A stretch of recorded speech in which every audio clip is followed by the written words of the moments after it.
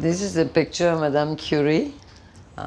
I think definitely one of my heroes. How many are we? 12. Oh God.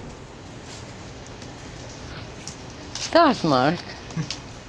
Of course I'm looking forward to discover dark matter and hopefully make a change and ultimately get also a prize for it. And the highest prize, that would be the Nobel Prize.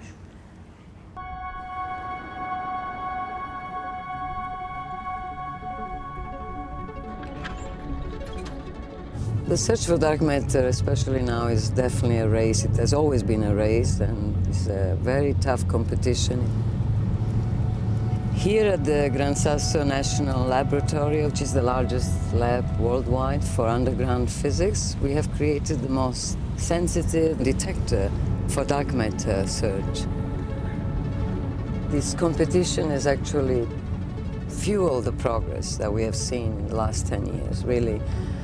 But you want to do it first, which is what I've been trying to do.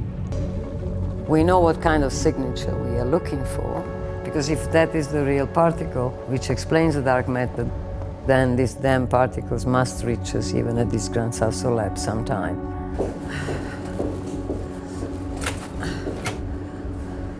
So we have these Gran Sasso mountains above us to protect the sensitive experiment from this radiation, which comes from the cosmos mostly. Sometimes people wonder why we are taking longer than we promised or that we wrote or that they think. And I think maybe they don't realize how challenging the effort is.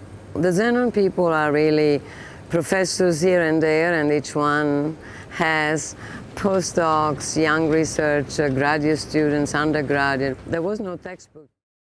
And thank you for coming to watch this great documentary, where I really don't like myself as ignorant in many of the scenes, but a lot of the things I said, of course, they're all true, actually. So there is sacrifice in all you do. When you want to do something good, you have to give up a lot, no matter what you do. Thank you very much. Thank you. Okay, next to...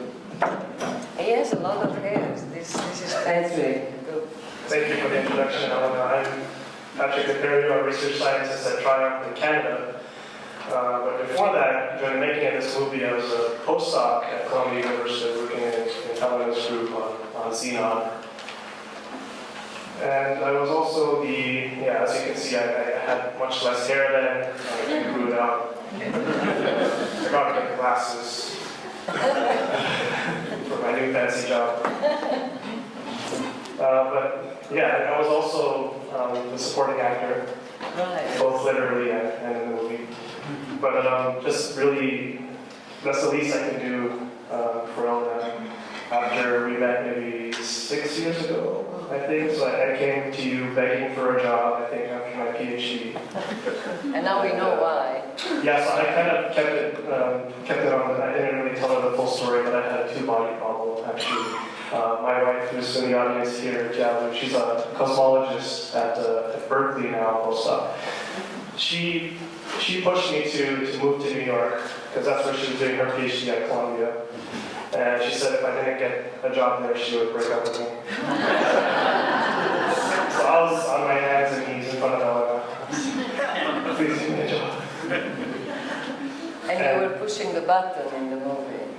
And yeah, so... Probably that scene is very complicated for the unblinding that in the conference room in my lab, Patrick was the analysis coordinator as we look at the data that we have been taking for more than a year with that new detector, and you were in charge of giving us the news. Yeah, so I can expand on that. I guess it wasn't fully explained in the movie, but there are these nice shots of the beach, walking around the beach. And, it's kind of like collecting a box of sand. That's what we're doing with this big detector. And then we're trying to look for just a few speckles of black sand or the dark matter, for example. But humans they're very good, we have very good imaginations. We're very good at seeing things that are not there. Or in psychological terms, like confirmation bias. And so in order for the public to really believe the result that we put out, we need to prove to them, to you guys, that we're not making this stuff up. And so we blind ourselves, basically. We put everything in the box, close the box, we don't look at it during this whole procedure of collecting the data, analyzing the data, and we use our best psychic abilities. I mean, physics abilities. Predict what's inside the box. And only until all of our collaborators and all of our colleagues agree that we've used all of our best objective judgment on what's inside the box, so we open that box and then look at what's inside. Very nice. Yeah, and it was beautiful to see the Hudson River. So spectacular in that beach scene. Our neighbors to the north of Santa Barbara. Correct. And next, Patrick is an esteemed colleague, Dr. Kaixuan Ni, who joined UCSD, 5 years ago? 6 years ago? 5 years ago. Time flies when you're detecting dark matter. Kaixuan, introduce yourself, please. Okay, is this working? No. Okay. So, You might get that. all right, so you may wonder how I get connected to Columbia University since I'm here at UCSD. Actually, I started working with Elena about 20 years ago. That seems a long time ago. And I was a graduate student, and at the time, Elena started her idea of using liquid xenon to search for dark matter, and she allowed me to play with a detector called a Xenon baby, only with 1 kilogram of xenon inside, and I break PMTs, and every night dream of the detector will blow up, the pressure rise. Unfortunately, after 20 years, I went to Italy or China, look for dark matter, and now we have the best detector in the world, which have 2 tons of liquid xenon. We'll keep using a new one, 8 tons of liquid xenon. Well, that's the good thing about working with the group. At the time, we only had about less than 10 people on the first graduate student project, and now we have more than 150 people around the world, 27 institutions. So UCSD is one of the collaborating institutions in this Xenon project, and we worked very hard in the last few years using the data collected from the detector in Italy, transferred to the US. All our students work on the data for any signature dark matter. So that's how I'm involved. Very nice. So, Kaixuan, since you have the microphone, I want to turn everybody's attention to this table above my head over here. Point out that this is what the midterm will be on. So you have to memorize this. This is made in a periodic table of the elements, known as 151st year. And on the far right column, we see element number 54, which is xenon, which plays a huge role in this talk. I want to talk about my favorite element, number 97, named after me, Brian Keating. Then there's element 102, Nobelium. I'm going to talk a little bit about that as we go along. But first, Kaixuan, since you have the microphone, you're so learned about this. Can you explain what is xenon and why do we even care about it? What's it used for? If you look why, it's the far right column is all this noble element. You might hear they don't react very often with the elements around. That's why they exist in gaseous form. Helium is like one, and the radon is the heaviest one. Xenon is kind of heavy, and they exist in the air at part per million level. And you can extract them from the air and get a very pure xenon. You may wonder how much it costs. About $2 million per ton, and the world production is about 60 tons per year. So xenon, it turns out you can easily purify the xenon to remove all the radioactivities, the impurity inside to a very low level, part per billion level, and make it ideal for dark matter detection. Because we want the material that we use to detect dark matter to be very clean, that no trace of it can mimic a dark matter signal. So that xenon is one of the best elements for dark matter. And Elena, how did you come up with the idea for this experiment? come to you in a flash of genius, Oh, really? inspiration? Nothing comes to me. You have to think hard. No, I started my research at Columbia after the postdoc at Harvard. And again, the connection is with this mentor, because Carlo Rubbia was interested in liquid argon as a detector medium and a target for neutrinos and other rare events. So my early career in physics was about playing, not like Kaixuan Ni Ph.D, but with the Nobel as well argon, so liquid argon detectors. And when I left Harvard, Maybe I can just add one word. How Rubbia got his Nobel Prize, not because he worked with the argon detector, but because, something else. well, How was it? so for the W and Z bosons, doing an experiment at CERN, but he got interested when I was a summer student in this liquid argon technology to detect rare events. And still, actually, that technology of liquid argon is at the basis of the big neutrino program in this country. We have a future project where we want to send a beam of neutrino from Fermilab to South Dakota for following up on the nature of the neutrino. So it goes back to then. After Harvard, I went to Columbia, and the interest then was my interest turned into gamma ray astrophysics. So going back to Margaret Purpich, where all the elements which make us and everything, are made in the stars. So I was looking for activities in supernova, nova, with a detector which I proposed to NASA to be a liquid time projection chamber.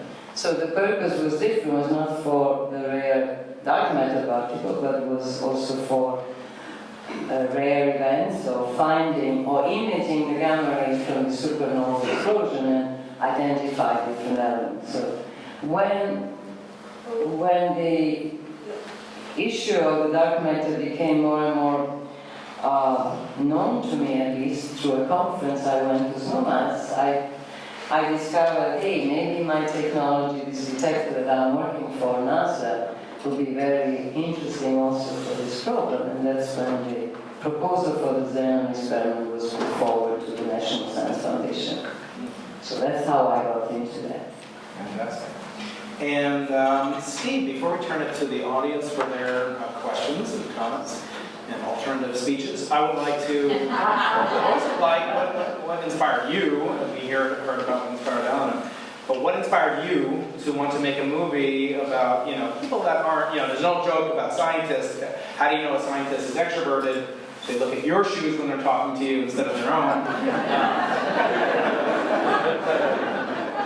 Admittedly, some of us are guilty of that. What gave you the confidence that this would make such a dramatic person made, as is, my understanding, is a necessary element of a film such as this? So one thing about filmmaking is it is a license, kind of an unlimited license to pursue your own curiosity. And I made a number of, most of my career has been in tech and entrepreneurial things in tech. But I got into film. I guess maybe my friends thought it was my midlife crisis or something. But I left the tech world and said I was going to make a movie. The first films I made were for arts and culture. First one was about Burning Man, the founders of Burning Man, so evidence that it was absolutely midlife crisis. But then I realized that as I got to learn the art of documentary, I realized it really was a platform to pursue things that I thought were important, that I cared about. And science is something that I always cared about. And this sort of grand human quest, this search for truth, and what does it all mean? It's something that I cared about ever since I was a little kid, but I sort of got lost in a sort of tech rat race and didn't really have the chance to pursue it until some of my friends up in Silicon Valley said, Steve, why don't you make a movie about physics? You study physics, but not I didn't really know what physics is. But a friend of mine basically said, look, if you want to make a film about physics, how would you approach it? And I said I would look for the greatest kind of mysteries of today, and I would look for where is that threshold of potential threshold where if it goes one way, it will change everything. If it goes another way, it will also change everything. But where's the threshold of the next paradigm shift? That's an interesting place to explore. And the exciting stories of physics that we tell from the past are all from people who were on that threshold and saw things differently. And I just said, well, I would go out to all these places like this. I had a picture of Elena's lab on my little treatment that I wrote, and I said, I'm going to go to the underground labs, and I'm going to go to the top of the Atacama Mountains in Chile, and I'm going to go to these grand places that are on the edge of where we're searching for truth, and I'm going to meet the people there, and I'm going to see what happens. But my belief was that we would find these sort of kind of pivotal threshold questions of nature and of potentially the next paradigm shift and the next way of seeing things. And that's what we look for, and that's what we found. Yeah, remarkably successful. So I want to open the floor to questions or discussion topics, and yeah, so I'm moving around the room. I think there are enough microphones for you folks, so I'll move around. Dark matter per se, but directs it indirectly through a secondary action. You want to answer? No, there is no second reaction. The second reaction is going to be to find it in another atom. I mean, the most critical aspect of this, we're using liquid Xenon, as you heard, and so we can talk about how we detect it because it's not explained in the movie. But that's one detection, and the reason why we believe Kaixuan said why Xenon is so good as a target. There's a lot more than we can say, but instead of a secondary reaction, to me the most important convincing evidence is going to be that if we find a signal in our detector, if it's coming really from the dark matter particle which fills the halo of this galaxy in which we live, it doesn't have to see Xenon as a special atom. Every atom should see or feel the interaction with this particle the same way. The problem is that not every atom of every material is a good detector medium. So I'm not going to make a detector out of water because we don't know how to get signals out of this water. For instance, liquid argon could be an alternative detector material. Germanium, silicon, so there's many experiments based on different technologies which are searching for dark matter. And you asked how we look for it? One of you want to say it in simple terms? I let the younger people.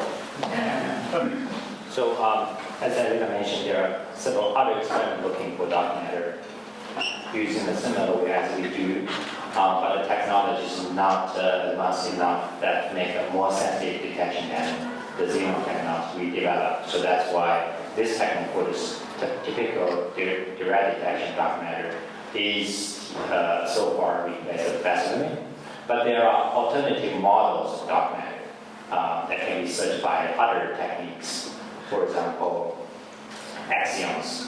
Axion is a very light dark matter candidate, unlike the weakly interacting massive particle, very heavy kind we are looking for.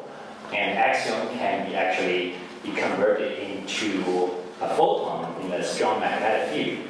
So if you have a very pure cavity and you can create a very strong magnetic field, then axion actually go through that, produce a photon. And if you have a photon, very sensitive photon detector, detect that axion signal, then you can find this alternative dark matter. But that's a different kind of dark matter model, so many people are working on that as well. And I want to just remind folks that the film is available for download on iTunes, YouTube. There it is. How important. So there should be a award for you guys. Einstein did have a good career. Wait, we didn't fail yet. We are searching, we are making it better. But I agree that we should get it was one of the big questions that you get all the time. How do you feel? Yes, it was depressing in that moment, but you get up very quickly. And I keep fighting because we believe in what you're doing, and we don't have any reason so far to know which way to go. We really don't know where to look. Eric Verlinde might be right that we need to modify the theory of gravity. and we don't need to search for a new particle. But there are many, many reasons, and I don't want to bother you tonight, why we believe that the particle dark matter is a potential very good answer, and somebody has to look for it. So every time that we fail to find it, as Richmond said in the only mistake you make is not to look for. And it takes all the data. The worst case scenario is not that we don't find any new particles. The worst case scenario is that Jill Theorist raises her hand and says, the reason you didn't find new particles is because you didn't do the right type of analysis. You didn't keep the right events. That would suck. You never lose sight of the larger picture, which is that we are part of decades, centuries, generations long project to understand more about the fundamental underpinnings of the universe. You have participated in the collective scientific inquiry of humankind.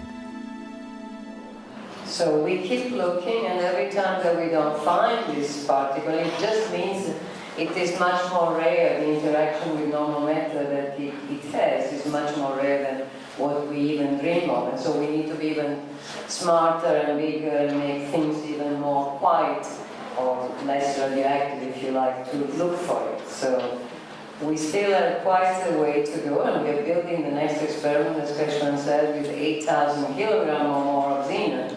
The largest I never dreamt about going that big. But so in order to increase the chance that we have to eventually detect one of these weakly interacting massive particles, you mentioned the name, these WIMPs.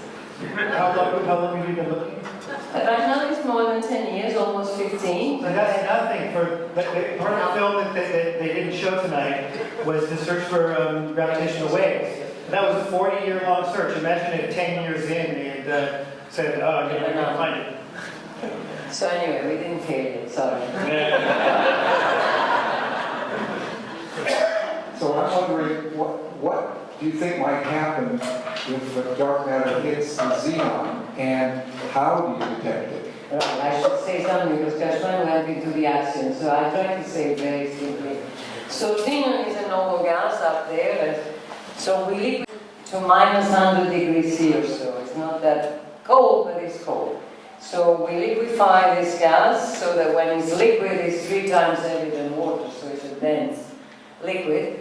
And so being a liquid, we need to contain it, and it's cold, so we need a thermos. So imagine we have the so-called cryostat. So we put this 8,000 kilograms of xenon in liquid form into a thermal into a cryostat, vacuum insulated to keep insulated because it's cold.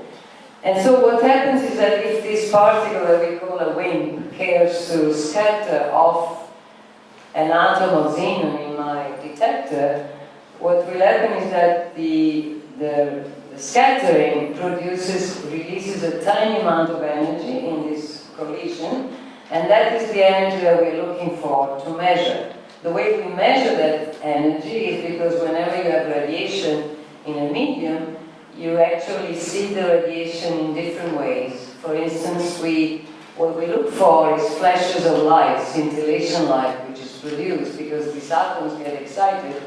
The atoms of xenon, which are heated by this particle, get excited, not in the sense of the excited that you can think of, but so we form excited states, and through the de-excitation of these states, we have scintillation photons, we have flashes of light, and we use appropriate photodetectors to see this light.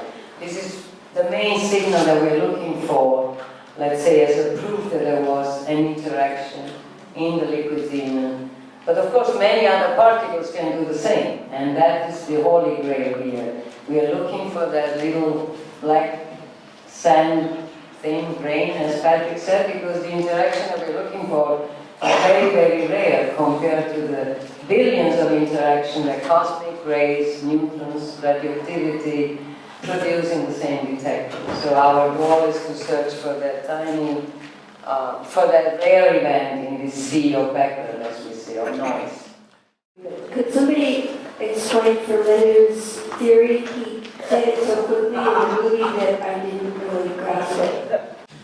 It's not very clear, it's very complicated, but he's still working on it. So I have to say only that Verlinde's theory is not complete, so he has put forward the basic idea, but he's still trying to iron out different issues that he has, because a new theory has to be able to explain all the phenomena that we see, including the cosmic microwave radiation. And this guy is nicely looking, I mean, that's the research. So Verlinde's theory, as far as I know, cannot still explain, or yet explain this presence of cosmic microwave vector radiation, for instance. So he's still working on it. I can't explain it. The lay version of it is that he doesn't believe that gravity is a fundamental force, but it really is more like a pressure that emerges from something happening at the quantum level. So he's built this whole theory around that, and sort of deriving the Einstein theories of gravity from a different way of thinking about it. But in his way of thinking about it, it doesn't need dark matter to explain at least the galaxies that he's observed so far. Just only 33,000 out of however many 100 billion there are out there. Right. Dark matter is in this room. And I assume in your Xenon. And then basically it's uniform in the local around the solar system. The density is about 0.4 to about 0.4 mass of proton per cubic centimeter. So now you think this is very, very little, right, compared to the density of water at 1 gram per cubic centimeter. But since we are keep moving in this dark matter halo here, the detector keep moving in this halo, then the billion dark matter particles passing through your body every day. But be very incorrect, so the physics pass through your body. The same thing, you will pass through the mountains that shield the cosmic rays and go into the underground lab in Italy and get the Xenon detector. Now the difference is in the Xenon detector you can register signal as I mentioned, but here we cannot register the dark matter signal. So it's everywhere.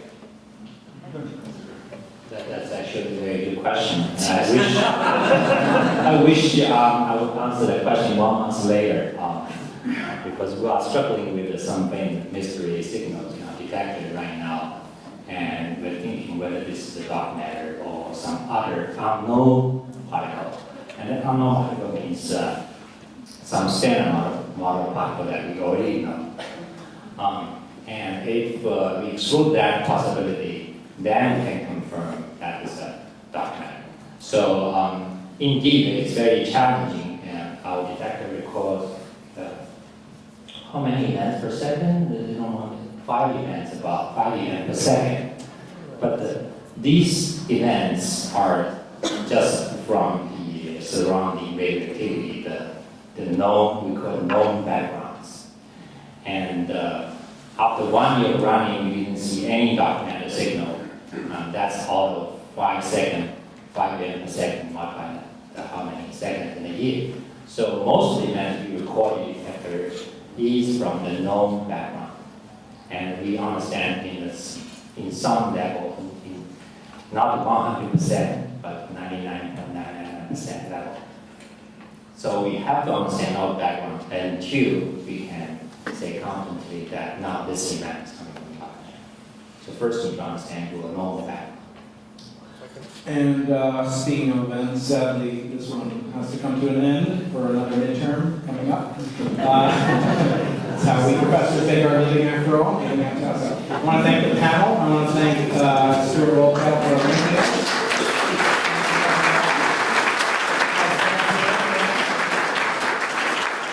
Stay tuned for future events, including one with Michael Sherman.